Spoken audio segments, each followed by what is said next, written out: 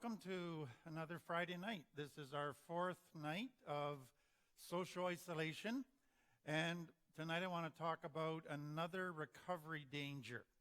And when we started this series, it hadn't fully occurred to me just that everything that I would teach addicts about recovery dangers are the things that are being forced on addicts to live in during this social isolation time due to the coronavirus. And so this experience for us as a culture is really a dangerous situation for people coming out of complex trauma and in recovery from addiction. Over the past couple weeks, I've heard a number of people say that as each week has progressed, their mental health has got worse. And as I thought of my own experience, and I live with depression issues, I would concur that the last 2 weeks have been especially difficult with depression things. And so I thought it was an important thing to talk about because we knew up front going into this social isolation that it would be a challenge for people with mental health issues, but we weren't sure just exactly how badly it would affect people. What is important, I think, to understand is that for people coming out of complex trauma, about 90% struggle with mental health issues. It goes with complex trauma. Depression and anxiety are the main two mental health issues that come out of that. So that is kind of a constant thing that they can deal with. Medication can help them deal with it a little bit, but there's still ups and downs. What researchers have found out is even though they're fairly stable, there are certain things that can trigger those mental health issues to go downhill in a hurry. And that's what's happened to a lot of people over the last few weeks with this social isolation. I came across an article done by a psychological paper out of the UK, and it says this: the following factors could potentially result in a period of poor mental health. In other words, it's saying that certain things can trigger mental health issues. Social isolation or loneliness. Exactly what we've been living with and talking about. Losing someone close to you. Severe or long-term stress can trigger mental health issues to flare up. Having a long-term physical health condition, unemployment, losing your job, poor housing, homelessness, being a long-term carer for someone with physical or mental health issues, drug and alcohol misuse, domestic violence, bullying, or other abuse as an adult, being involved in a serious incident in which you feared for your life, or being the victim of a violent crime. Someone said this: my depression seems to flare up during times when I am stressed and isolated from other people. And that's what that article is saying, and that's what this social isolation period throughout the world is creating, is people are having depression, anxiety, and other mental health things flare up. So I want to talk about that tonight, and then again, hopefully end with some tools that are helpful for you. So I have mentioned that complex trauma creates mental health issues. And more I see research that supports that, and I see it all the time. When I started in the addiction treatment world 16 plus years ago, it was said at that time that about 60% of addicts had mental health issues. But I saw a lot more than that. And once complex trauma research came out, I began to say, no, about 90% plus have mental health issues. And that has been very important for people to understand. What I then have seen is this: if a person is to deal successfully with their addiction, they don't just have to deal with the chemical effect of addiction on the brain, they also have to deal with their mental health issues and their complex trauma issues. You have to deal with all three. if you only deal with one, you usually don't stay clean and sober because they all trigger and feed into each other. And so for most everybody that I deal with that has addiction and mental health issues, unless they start working on their mental health issues along with their complex trauma and addiction issues, they don't stay clean and sober. And if their addiction or mental health issues flare up, they have to be so careful because in a short period of time, they can cross a line of no return where it will drag them into such a dark place that they will relapse. And so dealing with mental health, being aware of your mental health is such an important part in addiction recovery, and it is such an important part in dealing with mental or complex trauma issues. And so the question that so many would have is, why is mental health such a dangerous thing for people from complex trauma and addiction? So we've mentioned about the relapse thing, but there's a couple other things that I want you to be aware of. Last week we talked about the fact that people from complex trauma don't do well sitting in unresolved emotions. They don't have very good distress intolerance, is what we call it. So this graph shows that the longer a person sits in emotional pain that they can't resolve, the greater the internal anxiety builds until they reach a pain threshold that they can't tolerate anymore, and it's fight, flight, freeze. They're out of here. And that is sitting in an unresolved emotion. And so last week we looked at one of the unresolved emotions that people sit in is the unknown and not knowing what's going to happen. There's a second type of emotion that you cannot resolve quickly, and that is grief. So if you've lost somebody very close to you, you have to go through the grieving process, and that takes a lot of time. So you have to sit in pain and anger and confusion and sadness for many months. The third thing that doesn't get resolved quickly are mental health issues.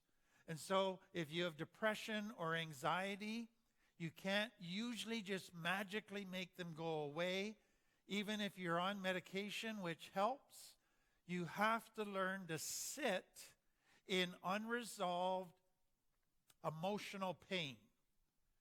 And people from complex trauma aren't good at doing that. The third thing is that emotions that are negative for people with complex trauma pull them in a negative direction. What I found very interesting a couple years ago as I was studying and researching is to think of the reality that the way we are designed emotionally is that emotions, positive and negative, are designed to pull us in a positive direction. So if I feel fear, I move towards safety. If I feel anger, it's because of something unloving happening, and I move to resolve that and return it to loving. So emotions pull me in a positive direction. Complex trauma, the child tries to resolve negative emotions and they get punished. They can't resolve them. So their only way of surviving is to respond in negative ways, stuff down, isolate, bury anger, all of those things. And so now for people from complex trauma, negative emotions, so mental health type emotions, depression and anxiety, pull them in a self-destructive direction. And that's what makes it so dangerous. Think of something else. When you think of anger for a person from complex trauma, it is probably the most intense emotion, and it pulls them very powerfully to fight or flight, and usually in harmful ways. But then it passes. It's short in duration. And so they get past that escalation and they can settle down.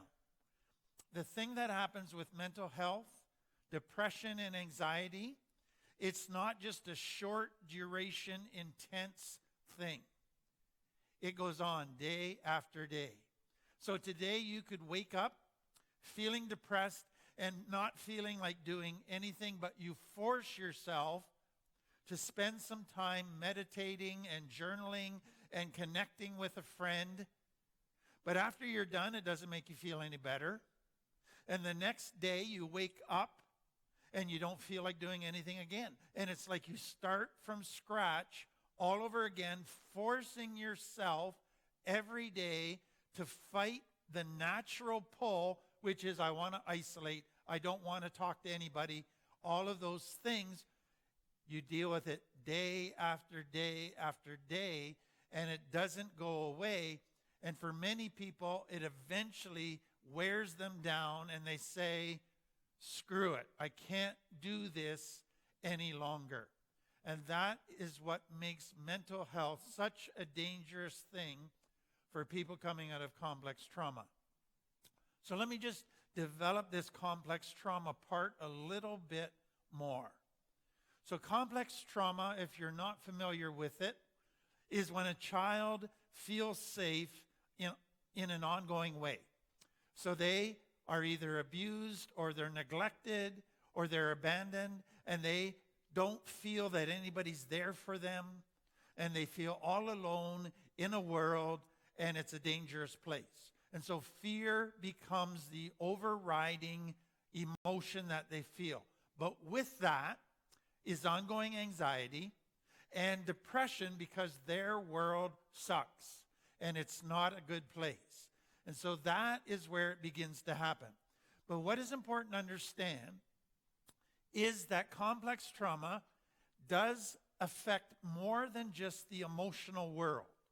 It does affect the emotional world negatively, but it also affects their thinking negatively over a long period of time. They become more negative, critical, jump to worst case scenario, distorted in their thinking. All of those changes take place. It affects how they relate to other people negatively, and it affects how they cope, how they handle impulses that they experience, how they handle stress, how they handle pain.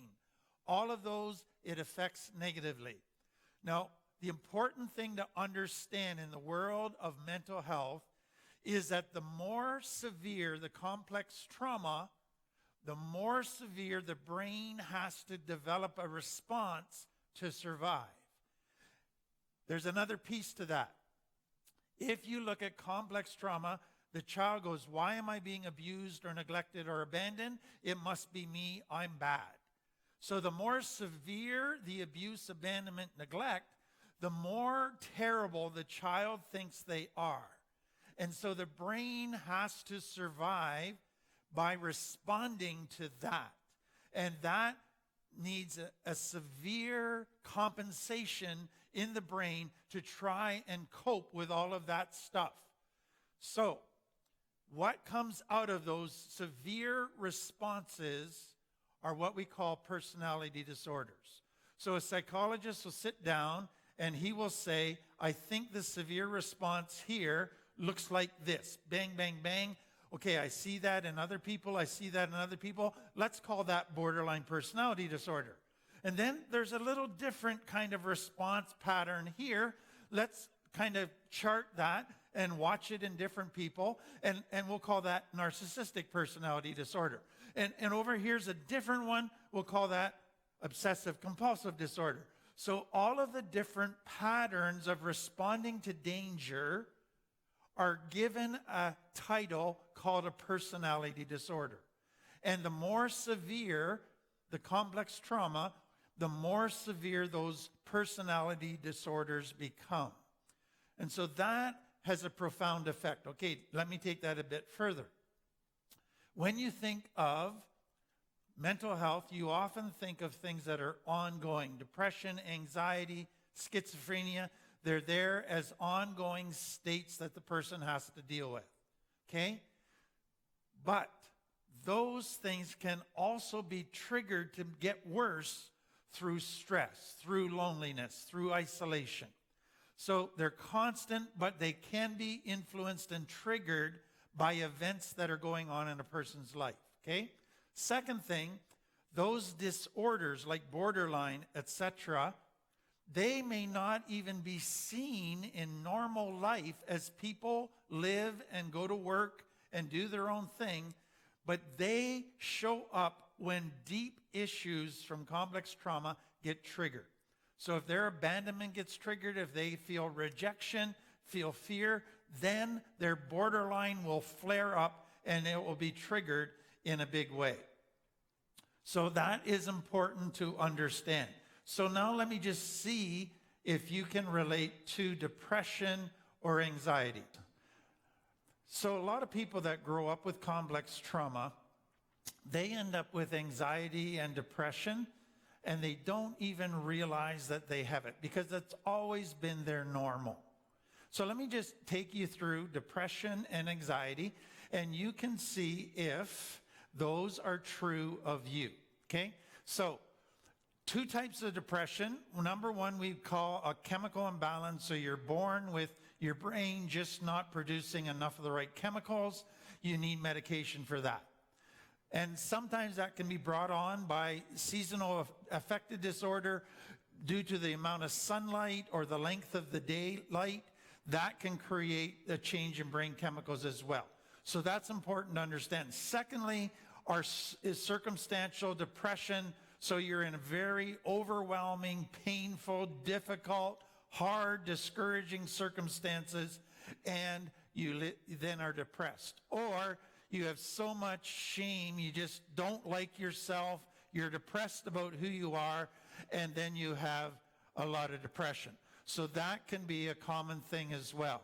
So what are the symptoms of depression?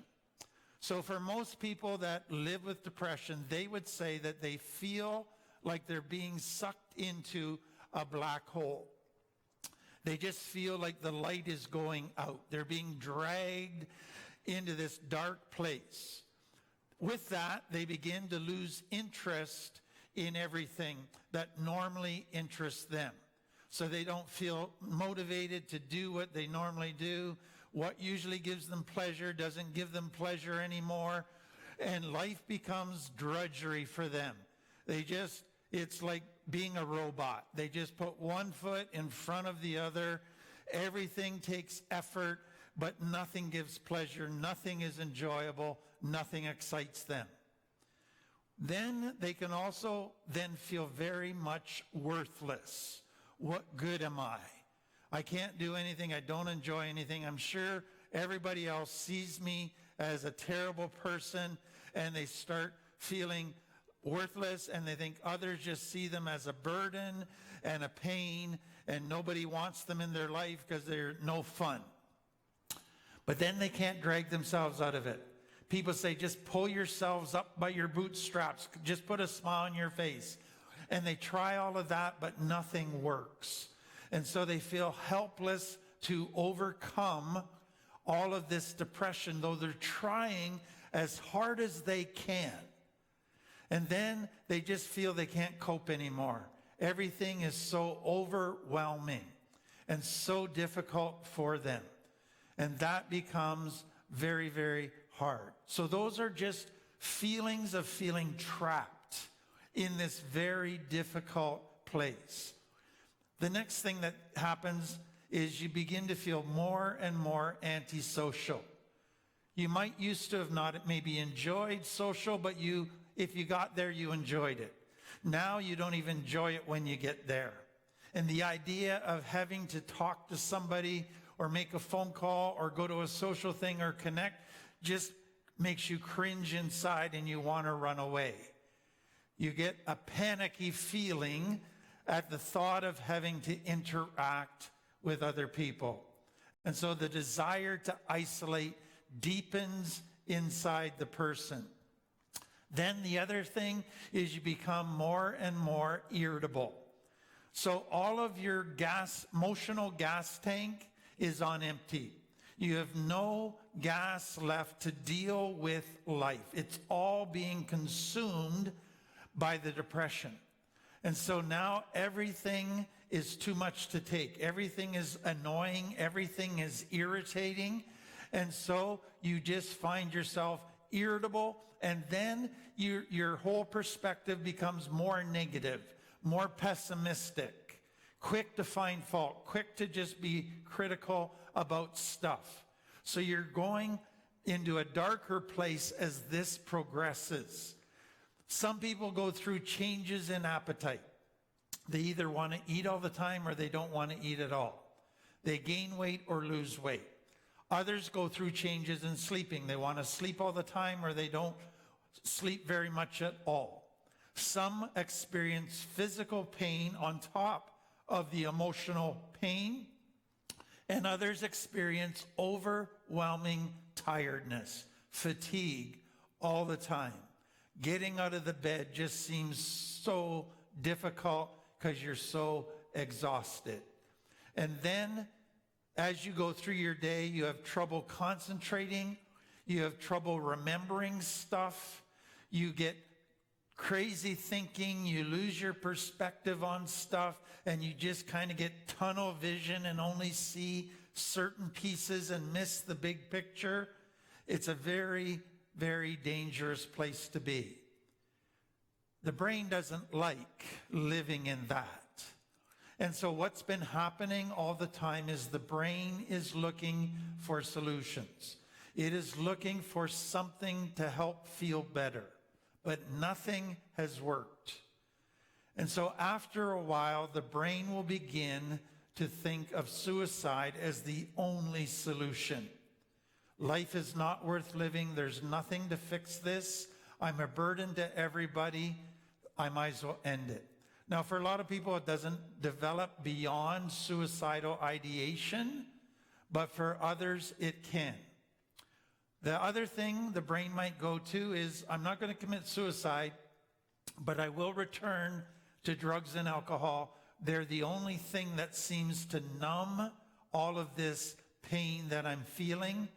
Some people just get wrapped up in distractions, addiction to movies, video games, etc. So it pulls you to this dark place where you either go to addiction, and that can be drugs, alcohol, or activities, or to this just dead place, or even suicidal places.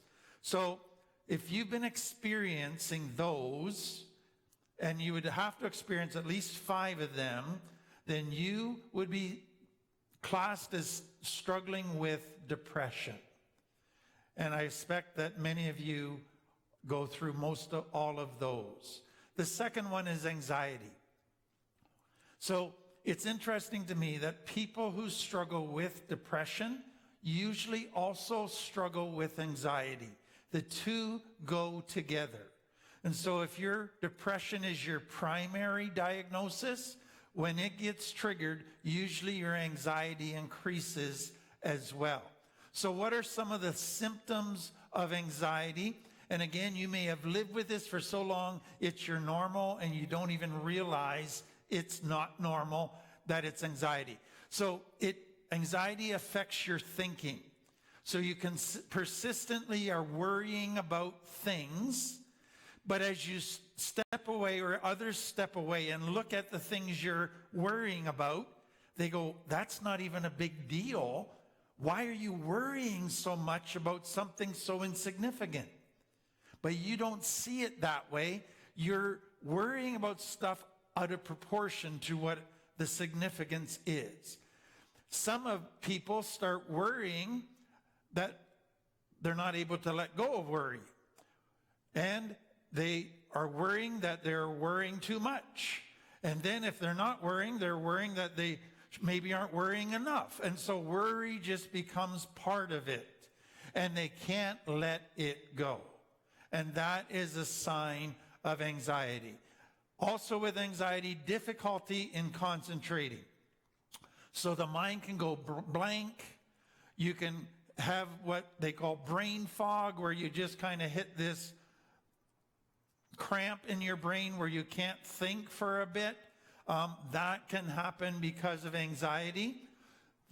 When you face a decision, anxiety has great distress because there's fear of making the wrong decision. Another sign of anxiety. And then when you face a decision, you think through all the options. And then you have to think through every possible detail that could come out of every option, every possible consequence. And you obsess and you drive people crazy. And all of those conclusions, though, when you stop and back away, all end up negative.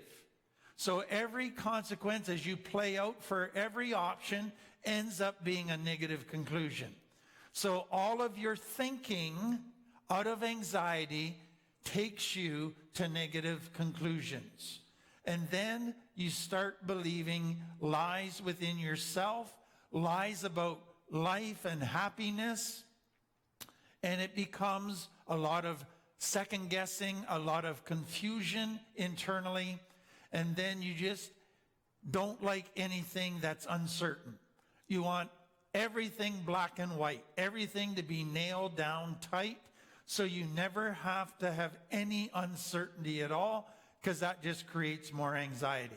So that's what's going on in the mental part. Physically, you can, again with anxiety, have trouble sleeping, clenched jaws, tensed muscles, grinding your teeth at night or during the day, pressure headaches, irritability, nauseous diarrhea, irritable bowel syndrome, all kinds of different things. Some people with extreme anxiety, they can actually see stars at the periphery of their vision, or it can go dark at the periphery of their vision. They can feel their body, their heart pumping and sweat and all of those things. So that is anxiety. Now let me come back to depression and anxiety create a negative pull on people with complex trauma. It pulls you in the direction that is self-destructive. That is so important to understand. So let me develop that so that you see just how serious this is. Because if you're dealing with anxiety and depression right now, you will probably relate to most of those things. So with relationships, you tend to want to isolate and not connect. Many of you will become like a porcupine. Anybody gets too close, they're going to get quills shot into them. You don't want to talk as much with your partner or your close friends because that's just too much work. You lash out of your irritations and say things that you later regret. And then part of what can happen with depression is you get to such a dark place you just want to close your heart to everybody and to life, and that hurts your relationships badly. So it pulls you in a direction that will greatly damage relationships.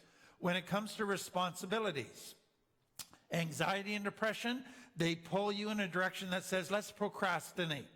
Let's just avoid dealing with these problems because I don't feel like it. And then you spend a lot of time thinking about how to get out of responsibilities rather than actually doing them.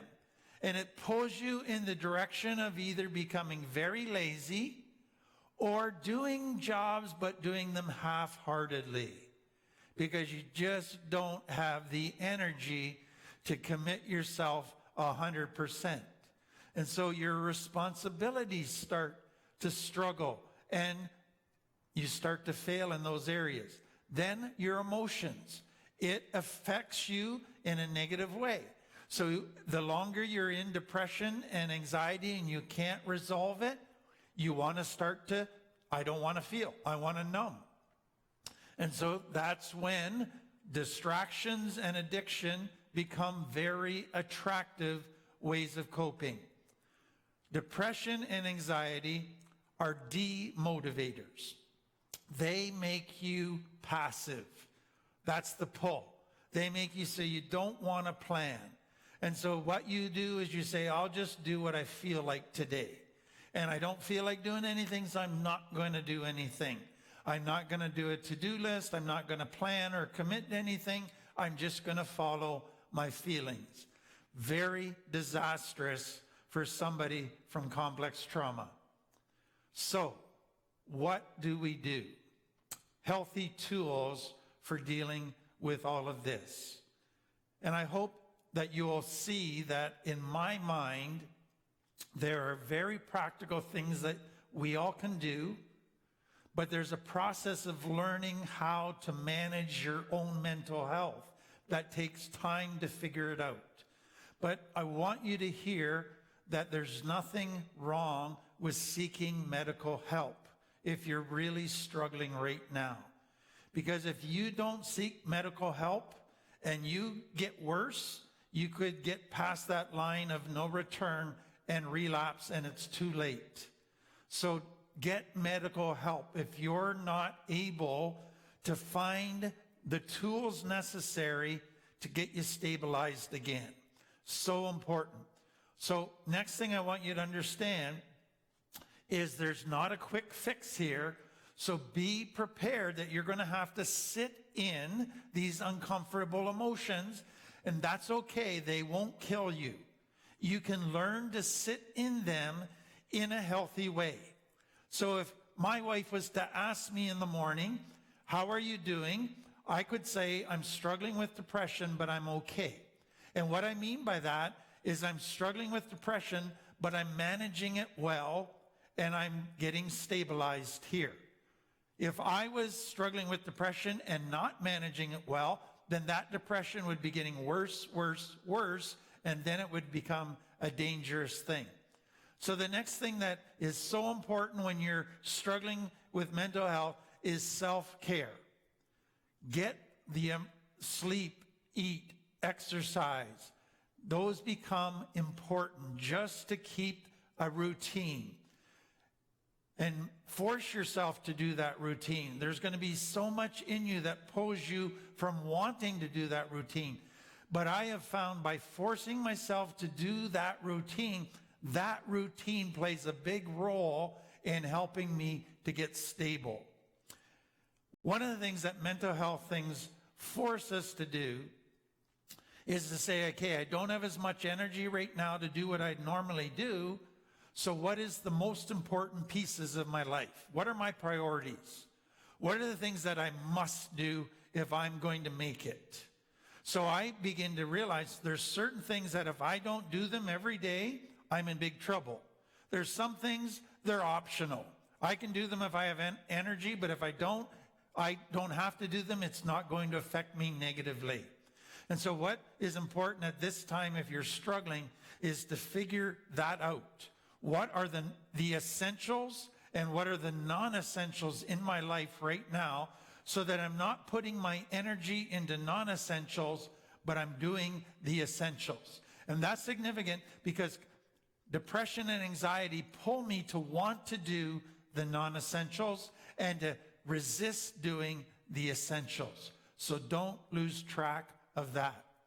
Then mindfulness, grounding and mindfulness. On a regular basis every day, ground yourself. Get out of your limbic brain into your cortex. Talk to yourself. Coach yourself. Say, you can do this. Here's what you have to, as priorities today. Here's what you're committing yourself to do. You're going to feel a bit of irritation, but just get through that, and you can work yourself through that. The next one to me is such an important thing. The worst thing when you're struggling with depression and anxiety is isolation. We need either connection or we need activity to get us out of the house. We need to get it out of our head is the bottom line. And so I know in my own life, if I get into a depressed place in my head and I get stuck in my head, that is super dangerous. Sometimes I can get myself out of my head, but sometimes I can't unless I get out of the house. And as I get out of the house, that helps me get out of my head. Another important distinction for people with depression and anxiety is learning the difference between withdrawing from people and isolating from people. Withdrawing from people is important, especially for introverts. That's how you recharge your batteries. But it's easy to cross a line into isolation, which leads to dark places in our head. So learn where that line is, especially in this time. So the other important piece is connection. But let me say this. When you talk to somebody, don't talk to somebody who's going to then want to try and fix you. That will just make you more irritated. Have people that understand depression and anxiety, who will hear you, who will validate you, who will support you. They might, if you are open to it, give you a couple suggestions, but they're not going to try and jump in and fix you. One of the things you have to learn with depression and anxiety is bite your tongue a lot. You will be irritated. You will want to lash out. Not worth it. Bite your tongue. And don't forget how big of a relapse issue this is. So watch for warning signs that you're sliding towards a relapse. Be aware of the areas that you become vulnerable when you are extra depressed or have extra anxiety. That is so important. That self-awareness that I am not stable, I am going downhill. And that is a scary thing. Next thing, remember truth. It is really important for people with depression and anxiety to realize that we can still choose what we focus our minds on. Depression wants to focus on negative. Anxiety wants to focus on negative. It wants to jump to worst case scenario and awfulize everything. I don't have to do that. I can choose truth. And so one exercise that you can have is when you're in depression and anxiety is keep track of the thoughts that run through your head and ask yourself, which ones of those are a lie? Because some of those will be a lie. And they're going to say, you can't do this. This is too much, etc. Then you can say, okay, what is the truth? And that takes you back to your cortex. That takes you back to where you need to be to fight this. If depression and anxiety can keep you believing lies, it is won. It has defeated you. You have to hang on to truth in the middle of this. And that is sometimes where a friend can be a good sounding board and tell you, you are believing a lie right there. That is not true at all. Next one, don't close your heart. Everything about depression and anxiety wants to gradually just close your heart to everybody. Like an animal that's wounded, you want to curl up in a corner in a cave and snarl at the world. Don't go there. That is when you get to a very dangerous place if you do that. And finally, I would add a spiritual component. It is so important for me in not closing my heart to open my heart consciously, to surrender, to trust. And I open my heart to my wife. I open my heart to my God, and I surrender and I trust. And it might not make me feel immediately better, but it is so important for helping me find stability.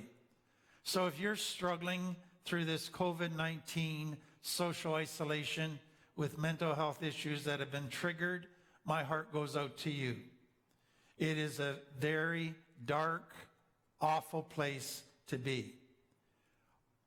I would encourage you to try these tools. And if you've tried these tools for a week and you're still not feeling better, please seek medical help, because this only will get worse for you in a dangerous way. But try these tools as you go into this weekend and this week, and I hope that it will just help you begin to manage this depression and anxiety a little bit better. So that's the end of part 1. So we're following Israel as they come out of slavery in Egypt, and God is leading them under the leadership of Moses to the land he promised them, which is modern-day Israel. And he takes them first to Mount Sinai. They spend a whole lot of time there. That they get the 10 Commandments there, a whole new way of having a healthy society. After coming out of a very unhealthy society, they get a religion there and get to know their God. And now they move towards the Promised Land. And so tonight they're standing on the edge of the Promised Land. And Moses sends in 12 men, one from each of the tribes of Israel, to go and spy out the land. Now, here's the parallel that I want you to think of as we talk about tonight. So they're looking at the Promised Land, okay? They've just spent the last year in therapy. If you think about it, they could have got to the Promised Land in a couple weeks. But God did it in a year. So he purposely dragged out that travel time to the Promised Land from being just a couple weeks that they could have got there to being a whole year. And he was teaching them about himself. He was teaching them that he loved them unconditionally. He was teaching them how committed he was, how faithful he was. And that was an important part of their therapy. But more than that, he was helping them begin to face their fears, helping them begin to grow. And so he would push them out of their comfort zone. He would give them a new challenge. And they would complain, but then he would come through for them.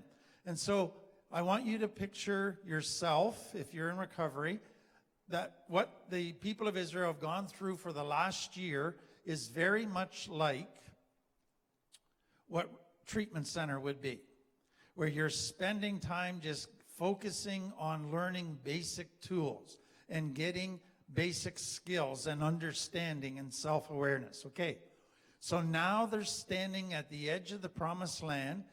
Spies are sent in, and they're asked to give a report of what the Promised Land was like. And they come back and say, it's fantastic. It blows your mind. It is so wonderful. So here you are in recovery. You've come through treatment, and now you're ready to go into the rest of your life. And somebody comes back and says, this could be a wonderful life. This has the potential for so many blessings for you.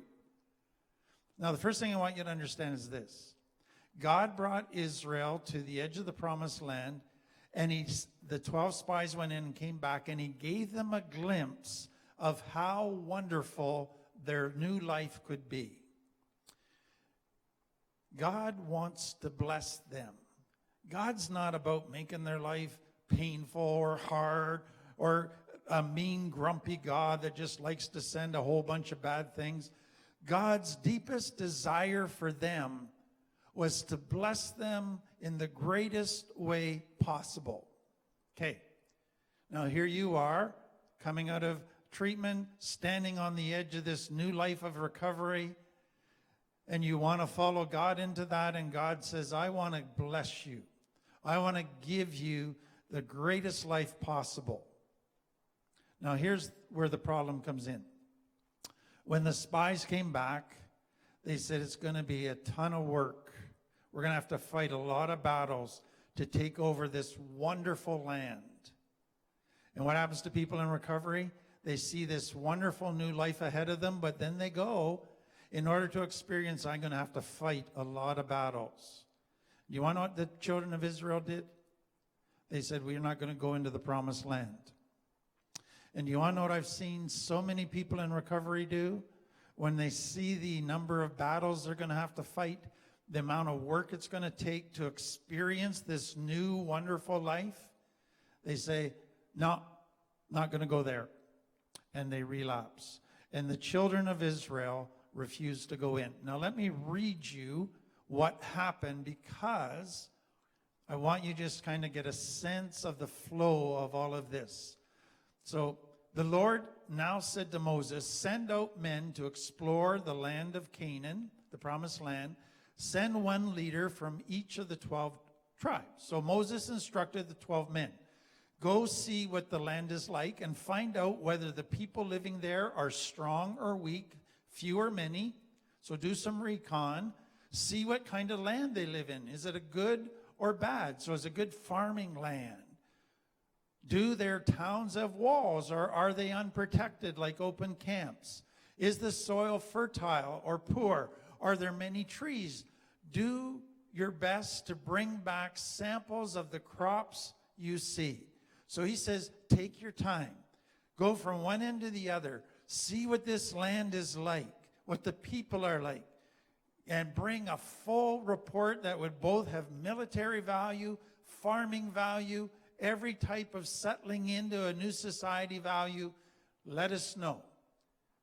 So after exploring the land for 40 days, the men returned. And here's what they said.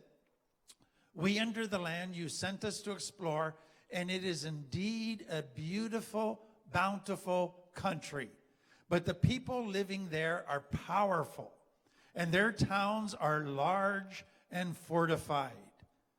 We even saw giants there, the descendants of Anak. We can't go up against them. They are stronger than we are.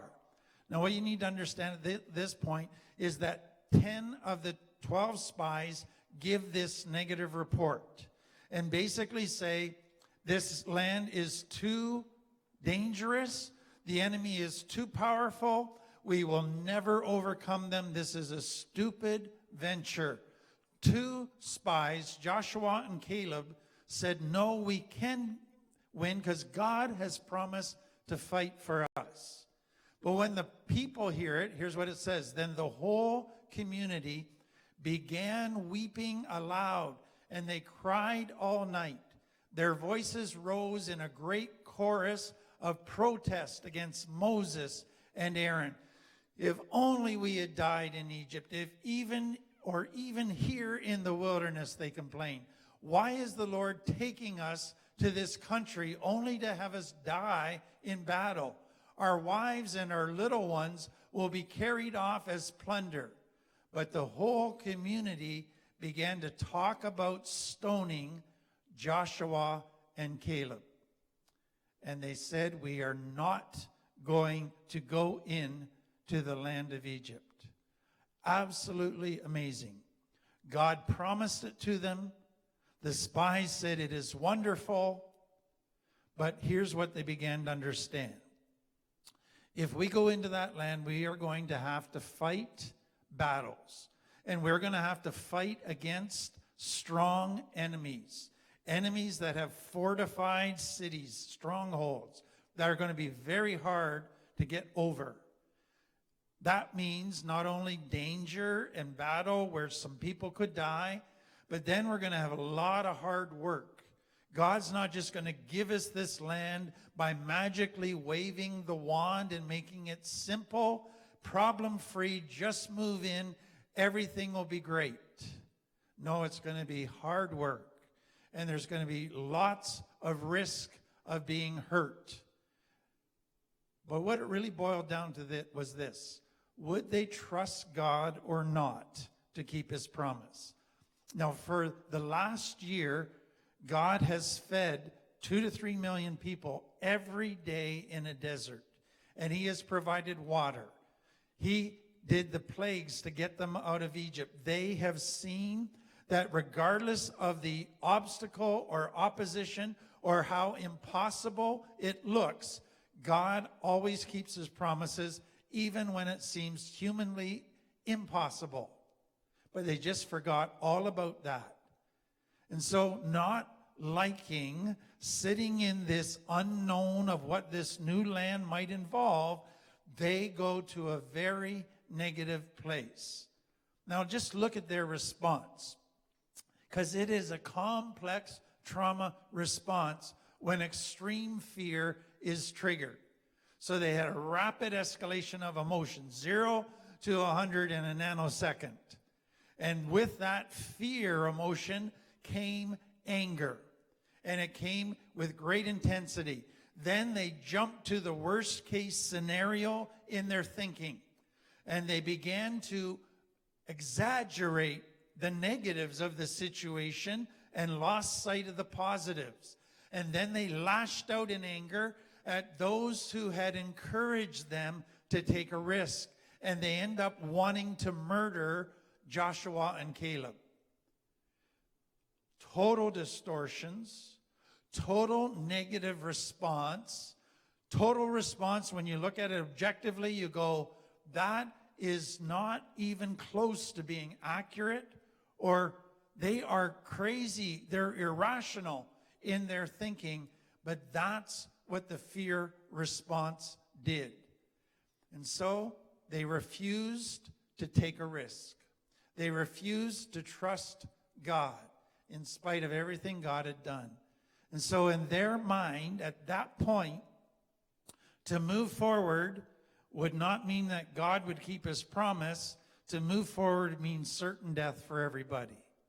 So the best option in their mind was to return to Egypt, to slavery once again.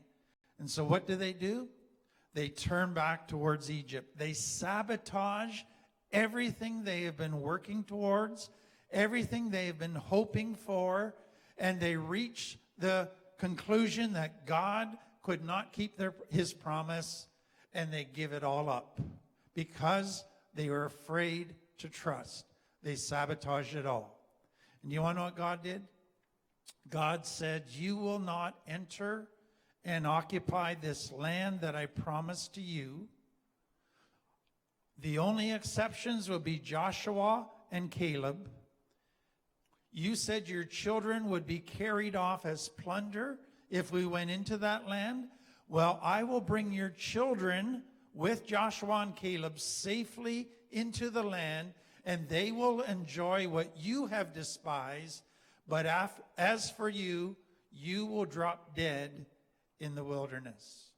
And so over 1 million people wandered around the desert for the next 39 years until they all dropped dead, except for their children, Joshua and Caleb, and they went into the promised land. You want to know what I've seen, sadly, over and over again, is people, they come out of addiction, they come out of all of the mess they've created with complex trauma coping skills. They want a better life. They want to be free of all of that. They get freedom, and then they find out it's hard work. Then they find out it's going to have some battles. Then they find out that they're going to have to take a lot of risks at times, and they sabotage it all. Some go looking for a Christianity where they think God's going to wave a magic wand and make it all easy. And I say to people, I doubt that will happen. I'm pretty sure it won't. This journey of getting healthy is not a magic pill that you take. It's like the children of Israel going into the promised land where you're fighting against an enemy that has strongholds. But if you walk faithfully with God, he will keep his promise. And you will grow, and you will begin to experience the blessings of this promised land. I hope you don't sabotage it once you begin to realize how difficult it can be.